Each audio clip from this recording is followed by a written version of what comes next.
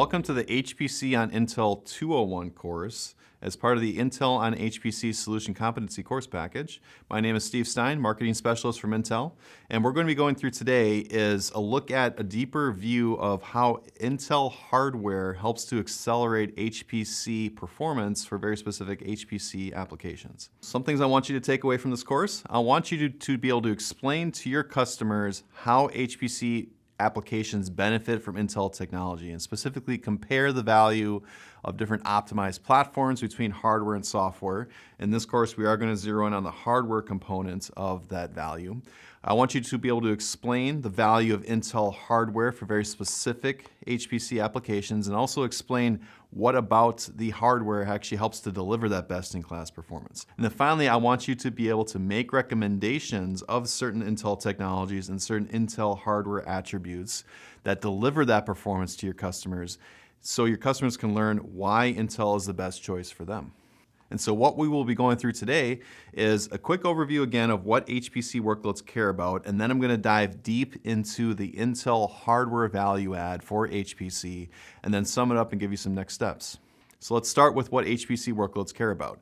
We've seen these slides in previous courses in that the HPC landscape is changing. So again, today and in the past, customers largely pick the industry they're in, pick the applications that they run, and then they'll have a very specific cluster configuration, software, and a tuned application that they'll be running on top of that cluster.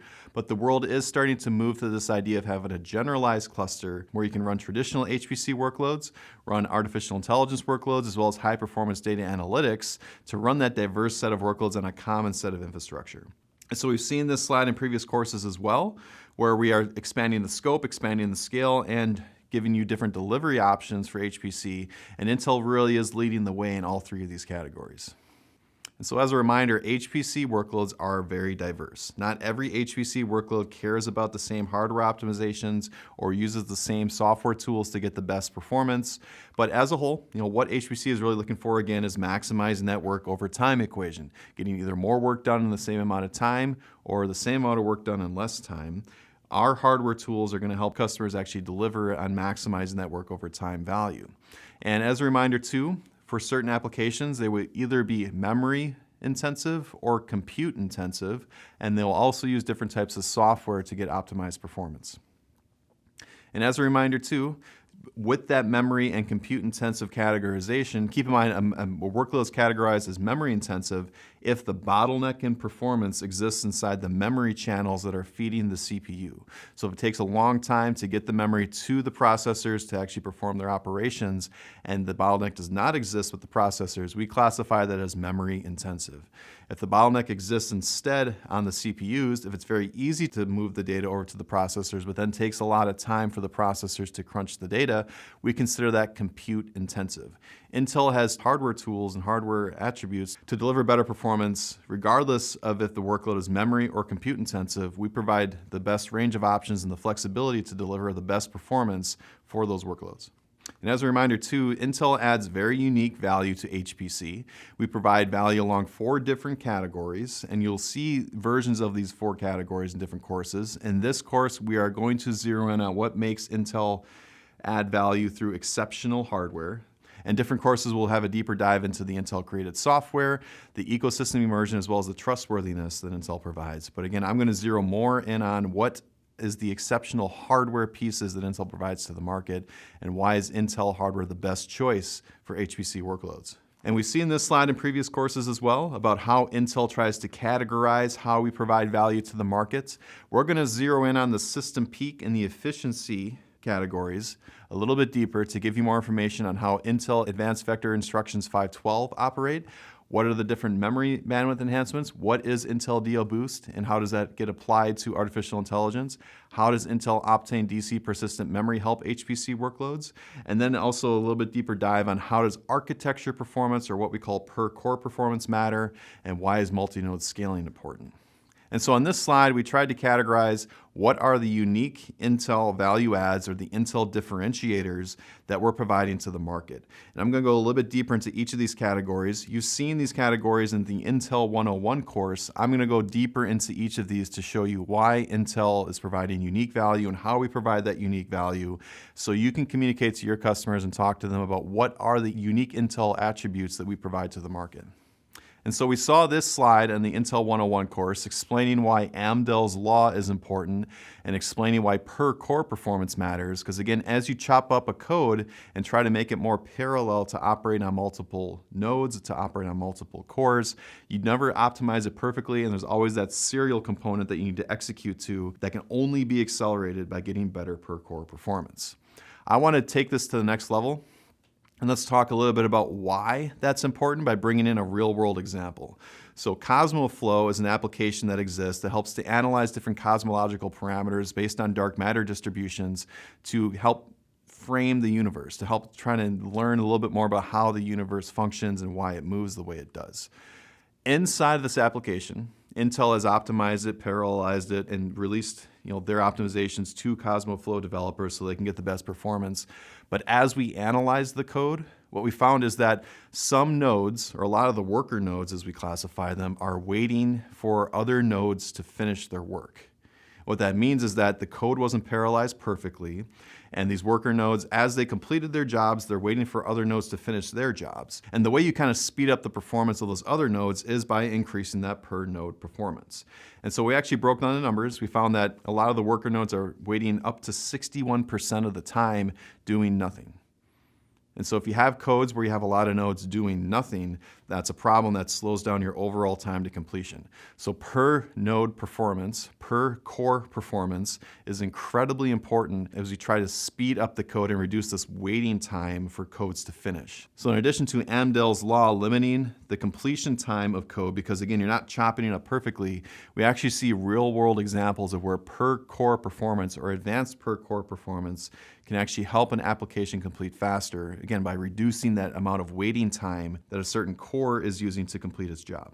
So I want to give you an example of certain codes that benefit directly from per core performance. And I want to zero in on the manufacturing sector, and we'll have more details in the manufacturing course about how these codes operate and what they care about and how they're optimized. But I want to give you an example of these codes in particular because these ISV providers, these applications, charge their customers based on a per core basis.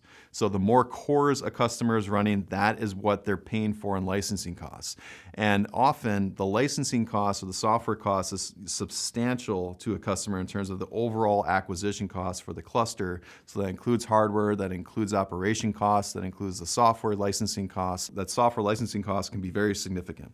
And so providing better value for that software cost is going to be very important for customers. So if you're able to provide better per core performance compared to competition, you're providing more value to those customers because, again, they're getting charged on a per core basis. So this is a direct example of how better per core performance helps customers. And keep in mind, Intel always provides the best per core performance in the marketplace.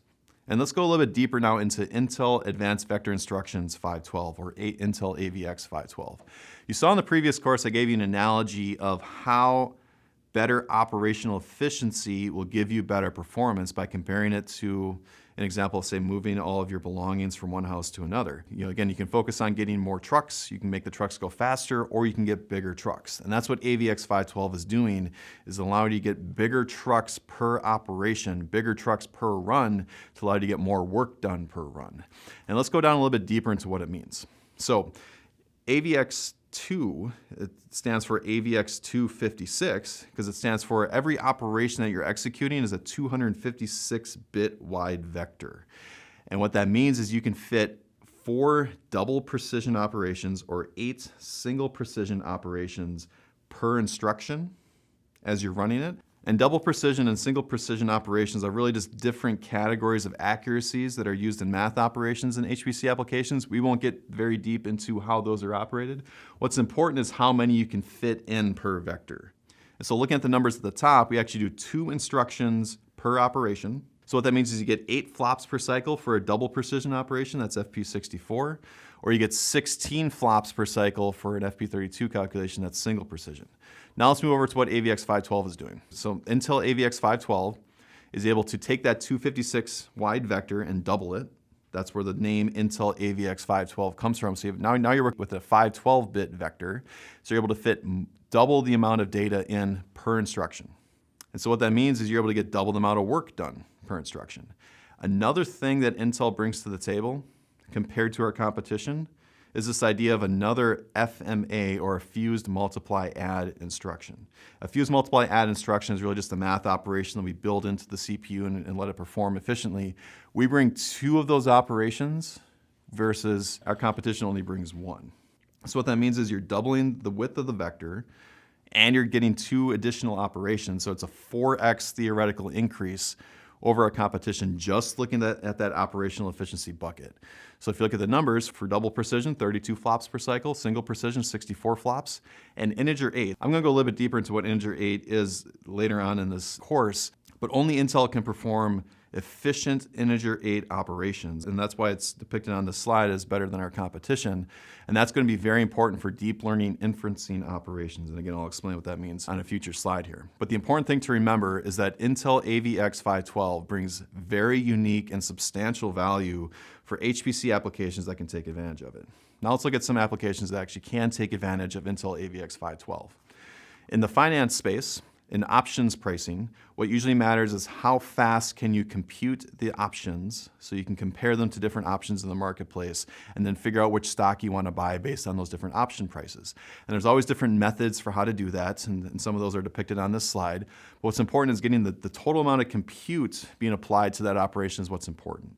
And Intel AVX512 is directly optimized into the functions of these operations. And what we at Intel did, we wanted to see what the difference is between using an Intel AVX2 operation and an Intel AVX512 operation and see what the difference is. Now, you can't always get the peak theoretical performance out of every single software optimization or hardware optimization, but for some of these applications, we got pretty close. So if you look at Monte Carlo options pricings for European options, 1.9x. For the binomial options, at 1.8x. So we see very substantial gains just by turning on Intel AVX512 for these applications. So I want to leave you with this slide. We try to put it all together onto one slide to show you what is the theoretical that's happening on the left, as well as the real world that's happening on the right. And I also want to give an example of different codes that have been optimized for Intel AVX512. What we want to emphasize is that all HPC codes, again, can take advantage of all the different optimizations that exist. Certain codes require certain hardware optimizations, others can't take advantage of them. Some HPC codes can take advantage of certain software optimizations, other codes can't. And so what I want to show you here is a list of the different codes that can take advantage of Intel AVX512. And it's important to note again that all applications, all HPC codes can take advantage of all different features that Intel provides, such as Intel AVX512, can take advantage of all the different software optimizations. Some can use Intel AVX512, some can't. Some can take advantage of all the Intel software tools, some can't. So what we wanted to show you are the codes that have been optimized for Intel AVX512.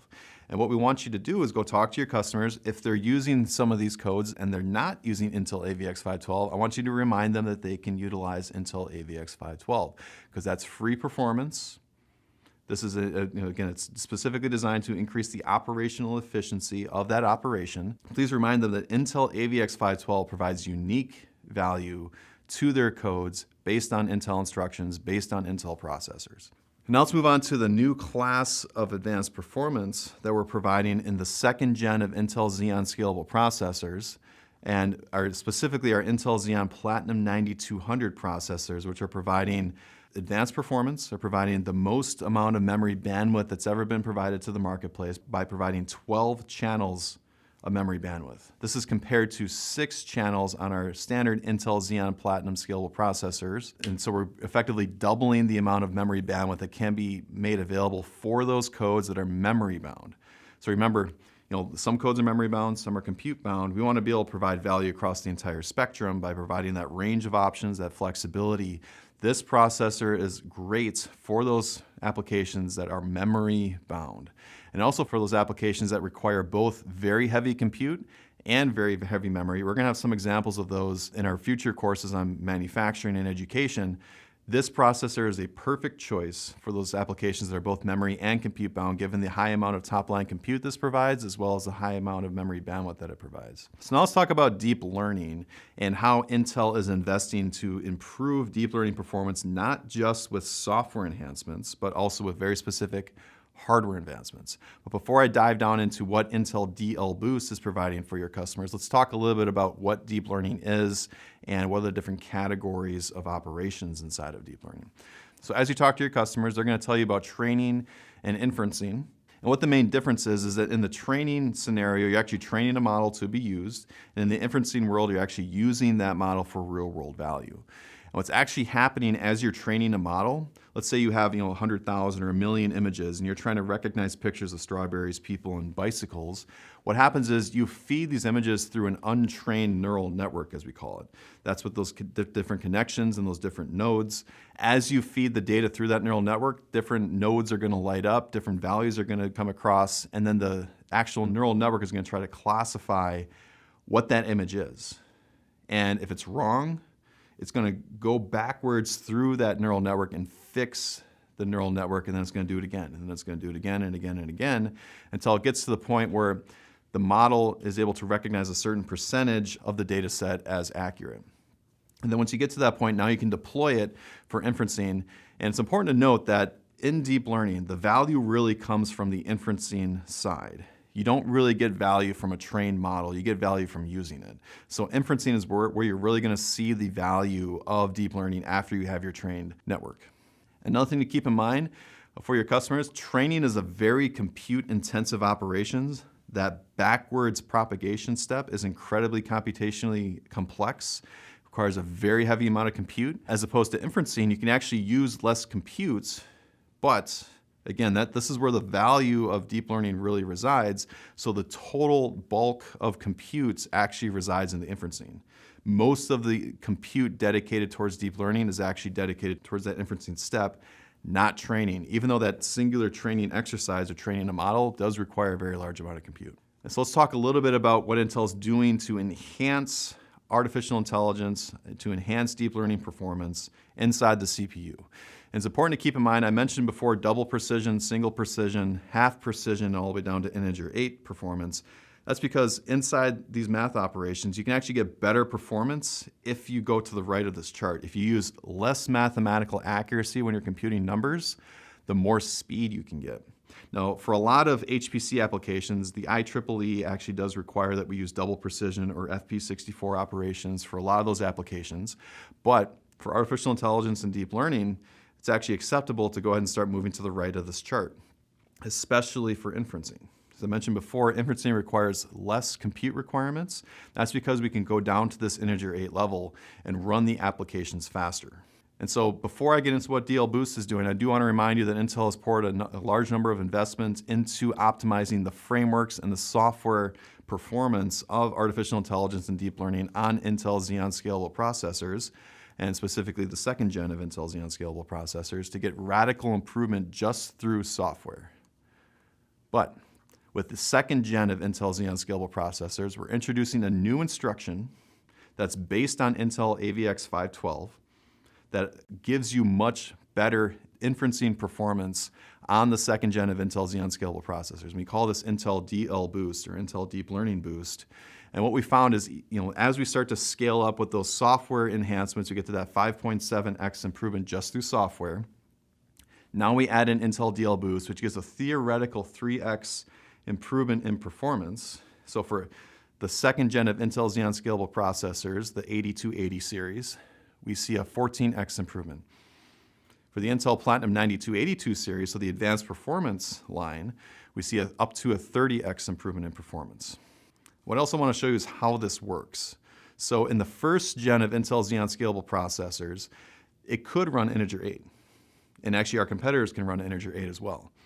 However, it was a very inefficient operation. It took 3 instructions per operation in order for the actual operation to execute. That's a very inefficient way of doing it. So even though you're getting faster performance, theoretically integer 8 is 4 times faster than FP32. But if it takes 3 instructions to operate it, that's 3 times slower. 4 divided by 3 is 1.3. So we did see a 1.3x speed up when we went down to integer 8 on the first gen of Intel Xeon Scalable processors. But we fixed this inefficiency with the second gen of Intel Xeon Scalable processors. And this is what DL Boost gives you. It fixes that inefficiency and combines those 3 instructions into one. So now you get that full 4x speed up or a theoretical 3x speed up over the first gen of Intel Xeon Scalable processors. This is very important for inferencing operations. And as we mentioned before, inferencing is actually the bulk of total compute for artificial intelligence use cases. So let's talk about scaling technologies. Intel OmniPath architecture is a fabric which helps to connect different compute nodes to get very efficient scaling as we scale codes. We mentioned in previous courses, and you'll see in future courses, how important scaling is and how scaling is achieved. Scaling is largely achieved by using the Intel OmniPath architecture fabric by connecting these different compute nodes to get the best performance. And for Intel Optane DC persistent memory, we mentioned in the 101 course the value add of Intel Optane DC persistent memory for HPC by filling in the memory gap between DRAM and standard storage technologies. So this provides a very fast memory option with larger memory pools for HPC applications. And it's going to specifically benefit those applications that require very large memory pools to execute their applications. And this is different than memory bandwidth. Memory bandwidth is how fast you can feed memory to the processors themselves. Memory pools is how much memory are you actually dealing with at one given time, and then you need to try and funnel that to the CPU eventually.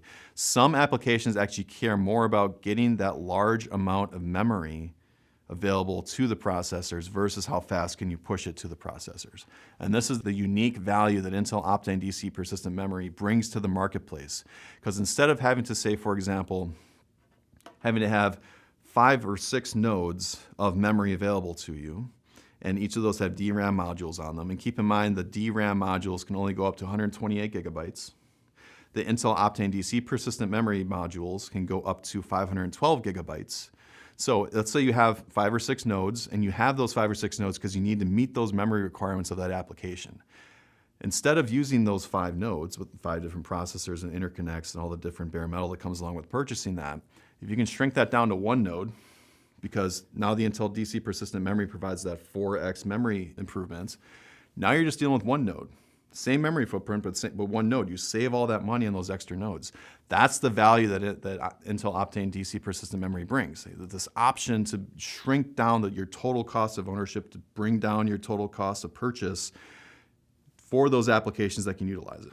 But one problem is not all applications can take advantage of that. So we are always identifying new use cases for Intel Optane DC persistent memory for HPC.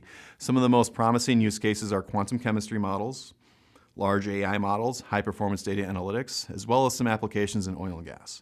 And we will always be doing research to figure out what types of applications can be used for Intel Optane DC persistent memory, and we encourage your customers and you to bring us use cases that are beneficial for Intel Optane DC persistent memory for HPC. And I want to leave you with, again, our future look on technologies. We presented this slide in the past. This is, again, our 6 pillars of innovation for Intel, the things that Intel is investing in across the entire company to bring performance not only to just HPC, but to the general marketplace as well. And again, for advanced architectures, we're going to be focusing on how we can actually bring different compute architectures to market. We focus on the concept of XPU, and XPU kind of stands for this idea of being able to bring different types of processing units to the market. So a CPU is a compute processing unit, GPU is a graphics processing unit, NNP, neural network processing unit, FPGAs as well, or field programmable gate array. And these are different types of compute architectures that Intel's actually producing. So we're no longer solely focused on a CPU. We recognize the value of different accelerators in the marketplace, and Intel is going to create those advanced architectures and deliver it to the market. And for manufacturing excellence, again, we're zeroing in on how we deliver better manufacturing processes to deliver better technology to our customers. We are shipping 10 nanometer processes today and also throughout this year, and as well as looking at different types of packaging advancements as well. So, usually today we can only fit things on a 2D plane. So we have like a processor and a memory module and other different types of packaging that actually fits on there. What we're going to be focused on with Foveros is this idea of 3D layering, of 3D packaging. So you can fit a processing unit, you can fit a different type of interconnect, you can fit a different types of graphics processing or different types of networking on that package. So this provides a very unique way to provide value to customers that wasn't there before. CXL, Compute Express Link. Again, this is a better connection to accelerators. So as CPUs start to use more accelerators into the future, CXL is going to be very efficient networking or very efficient connection point to those accelerators. One API is focusing on the idea of being able to allow programmers to code for one specific type of architecture and easily port that to other types of architectures. That's a very real problem that exists in the market today. In other words, if you program a HPC application for a CPU, it's incredibly difficult to port that over to a GPU. As an example, if you wanted to use that as an accelerator device. One API helps to fix that problem by not only allowing the porting to happen easily, but also have optimizations for those applications built in automatically, so the programmers don't need to worry about that. They can focus on their use cases. And with memory and storage technology, we're always focused on bringing better Intel Optane DC persistent memory DIMMs to the market, and also going to be bringing this open standards-based solution or software solution called DAOS, or Data Asynchronous Object Storage, for very unique and interesting ways to use memory to get better performance out of AI and HPC applications. And finally, for built-in security, as applications start to move to the cloud, as HPC starts to move to the cloud, security is going to become that much more important for making sure that your HPC workloads are secure in the cloud. And so to sum this up, we want you to remember that every HPC application is not built the same and doesn't care about the same attributes. Some are memory intensive, some are compute intensive, some care about very specific software tunings and optimizations, some care about certain ISV relationships and making sure that the optimizations are built into the mainline release. And only Intel is going to be able to provide that right menu option to give you either the right performance for compute-bound application, either using Intel AVX 512 or using Intel DL Boost, or giving you more memory lanes for those memory-intensive applications, and also building in the right software optimizations for those applications as well. So it's about giving the right range of options based on the type of application that your HPC customer is using. And Intel has numerous investments and numerous initiatives into accelerating HPC performance for your customers.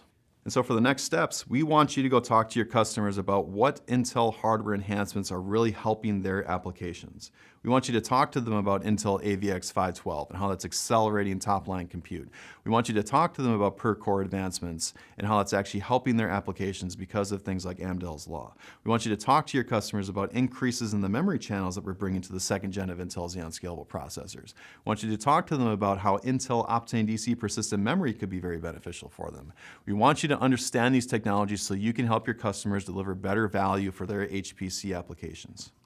Thank you for taking HPC on Intel 201 course as part of the Intel on HPC Solution Competency Package. Please remember to take the quiz at the end of this course, and thank you for listening.